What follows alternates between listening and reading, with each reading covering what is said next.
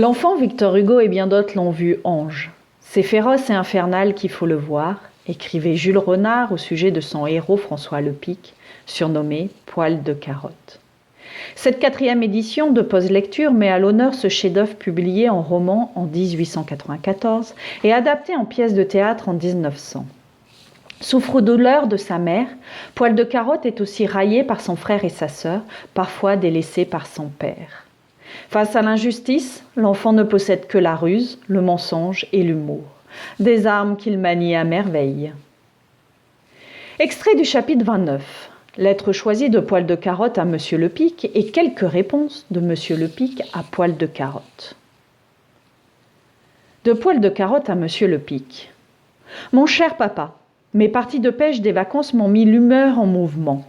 De gros clous me sortent des cuisses. Je suis au lit. Je reste couché sur le dos et madame l'infirmière pose des cataplasmes. Tant que le clou n'a pas percé, il me fait mal. Après, je n'y pense plus, mais il se multiplie comme des petits poulets. Pour un de guéri, 3 reviennent. J'espère d'ailleurs que ce ne sera rien. Ton fils affectionné. Réponse de Monsieur Lepic. Mon cher Poil de carotte, puisque tu prépares ta première communion et que tu vas au catéchisme, tu dois savoir que l'espèce humaine ne t'a pas attendu pour avoir des clous. Jésus-Christ en avait aux pieds et aux mains. Il ne se plaignait pas et pourtant les siens étaient vrais. Du courage, ton père qui t'aime. De Poil de carotte à Monsieur Lepic.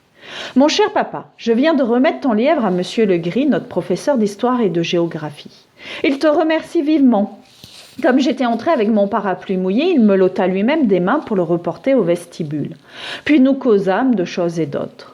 Mais croirais-tu que je restais sur mes jambes tout le temps que dura notre entretien et que Monsieur Legris, qui à part cela fut très aimable, je le répète, ne me désigna même pas un siège? Est-ce oubli ou impolitesse? Je l'ignore et serais curieux, mon cher papa, de savoir ton avis. Réponse de Monsieur Lepic. Mon cher Poil de carotte, tu réclames toujours. Tu réclames parce que Monsieur Jack t'envoie t'asseoir et tu réclames parce que Monsieur Legris te laisse debout. Tu es peut-être encore trop jeune pour exiger des égards. Et si Monsieur Legris ne t'a pas offert une chaise, excuse-le. C'est sans doute que trompé par ta petite taille, il te croyait assis. De Poil de carotte à Monsieur Lepic. Mon cher papa, j'apprends que tu dois aller à Paris. Je conçois que mes travaux scolaires m'interdisent ce voyage, mais je profite de l'occasion pour te demander si tu ne pourrais pas m'acheter 1 ou 2 livres. Je désire spécialement la Henriade par François-Marie Arouet de Voltaire et la Nouvelle Héloïse par Jean-Jacques Rousseau. Si tu me les rapportes, je te le jure que le maître d'études ne me les confisquera jamais. Réponse de Monsieur Lepic. Mon cher Poil de carotte, les écrivains dont tu me parles étaient des hommes comme toi et moi. Ce qu'ils ont fait, tu peux le faire. Écris des livres, tu les liras ensuite. Pause lecture, c'est terminé. À bientôt.